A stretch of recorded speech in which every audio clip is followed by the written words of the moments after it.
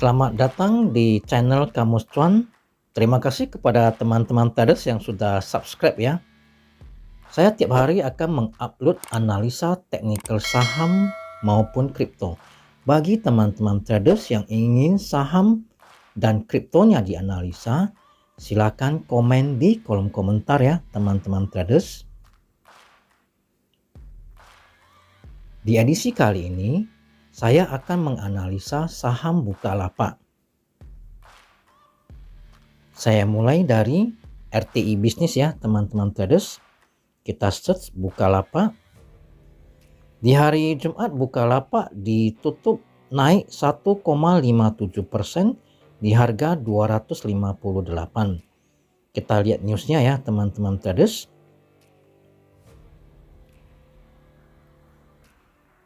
Nah, Komisaris PT Bukalapak RD Adiwardana Syariat Maja menambah kepemilikan saham dengan tujuan investasi.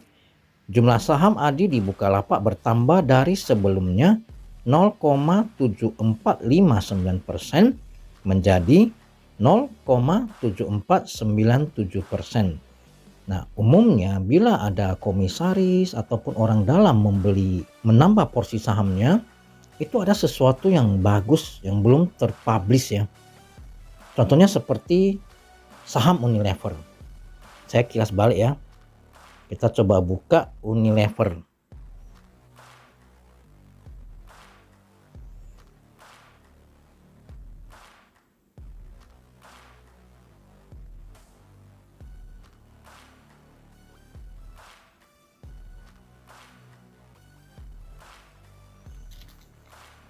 Direksi borong saham di tanggal 29 Maret ya. Kita lihat chartnya teman-teman traders.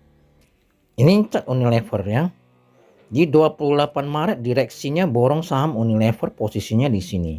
Sempat naik ya. Tapi kena resisten, dia pullback lagi. Dan pada tanggal 25 April naik tinggi. Jadi selangnya lebih kurang hampir 1 bulan. Nah, memang umumnya kalau ada orang dalam menambah porsi sahamnya, itu ada sesuatu yang bagus. Nah, biasanya selang beberapa minggu ataupun 1 bulan ke depan, saham itu akan terbang. Apakah ini berlaku juga di Bukalapak? Kita lihat chart Bukalapak. Nah, ini adalah chart Bukalapak ya teman-teman traders. Waktu tanggal 8 Juli direksinya membeli saham Bukalapak ya, menambah porsi saham Bukalapak dan berhasil mengangkat Bukalapak kembali ke atas supportnya di 258. Sebelumnya ya, Bukalapak juga pernah menyentuh support 258 kemudian mantul dan naik tinggi ya. Nah, apakah kali ini juga akan rebound dari support 258-nya? Nah, ini teman-teman traders, kita wait and see dulu ya teman-teman traders, karena saham Bukalapak ini masih downtrend ya. Ini yang merah ini adalah EMA20. EMA20 pun belum sempat bisa di break ya teman-teman traders. Setiap kena EMA20 dia turun lagi. Dan ini sudah kembali di atas support 258-nya. Kita lihat beberapa hari ke depan, bila saham Bukalapak berhasil break EMA20 dengan volume yang cukup besar, maka kita boleh entry ya, boleh buy tahap 1. Jadi kalau dia masih berada di bawah EMA50 ini, jangan beli terlalu banyak, karena kalau di bawah EMA50 ini, apalagi di bawah EMA20, dia itu cenderung sideways dan cenderung turun. Nah, apabila sudah di atas EMA20 dan EMA50, itu harapan bullishnya itu lebih besar ya teman-teman traders. Nah, jadi beberapa hari ke depan, bila saham Bukalapak berhasil break EMA20 dengan volume yang cukup besar, itu boleh entry dulu ya, entry sedikit dulu ya teman-teman traders, boleh entry sedikit dulu. Nah, bila berhasil break EMA50, baru tambah lagi porsinya ya teman-teman traders. Nah, bila sudah, bagi teman-teman traders yang sudah beli di harga bawah ini, masih bisa di hold apabila masih berada di atas support 258.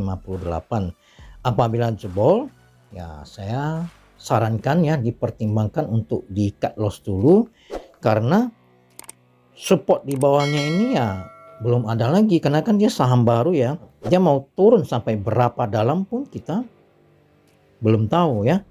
Nah, kalau ini sudah agak mending karena tertahan di supportnya yang di 258. Apakah akan rebound lagi dari sini? Ya, kita wait and see ya. Nah, kira-kira seperti itu teman-teman traders. Jadi kita pantau bersama apakah pembelian dari komisaris Bukalapak ini efeknya beberapa minggu ke depan itu ada. Nah, apabila beberapa minggu ke depan berhasil break EMA 20 dan EMA 50, ya mungkin itu kita bisa pertimbangkan untuk tambah porsi ya bagi yang sudah punya. Bagi yang belum punya mungkin bisa beli. Namun kalau misalnya sudah beli di atas EMA 20 ini, namun gagal break EMA 50, mungkin bisa dipertimbangkan take profit dulu dan tunggu kembali di bawah ya. Nah, kalau ditanya saham Bukalapak dengan saham Gotoh mana lebih bagus? Kalau dijawab secara technical analysis, saya ya bisa katakan saham Gotoh lebih bagus karena kita lihat chart Gotoh. Chart Gotoh ini sudah berada di atas EMA 50 ya teman-teman traders. Nah, untuk penjelasan selengkapnya mengenai informasi private placement dan sebagainya bisa nonton di Kamus Cuan edisi sebelumnya ya teman-teman traders. Kita kembali ke chart Bukalapak. Kalau ditanya Bukalapak dengan Gotoh mana lebih bagus? Ya saya cuma bisa jawab dari segi technical analysis. Chart Gotoh lebih bagus dari chart Bukalapak. Tapi bukan berarti saham Bukalapak nggak bisa naik ya. Karena di Bukalapak ini komisarisnya juga sudah mulai menambah porsi sahamnya. Semoga ada sesuatu gebrakan yang bagus sehingga bisa mendorong harga saham Bukalapak naik terus ya teman-teman traders. Nah, demikian analisa kami untuk saham Bukalapak. Semoga bermanfaat. Sampai jumpa pada edisi berikutnya. Terima kasih.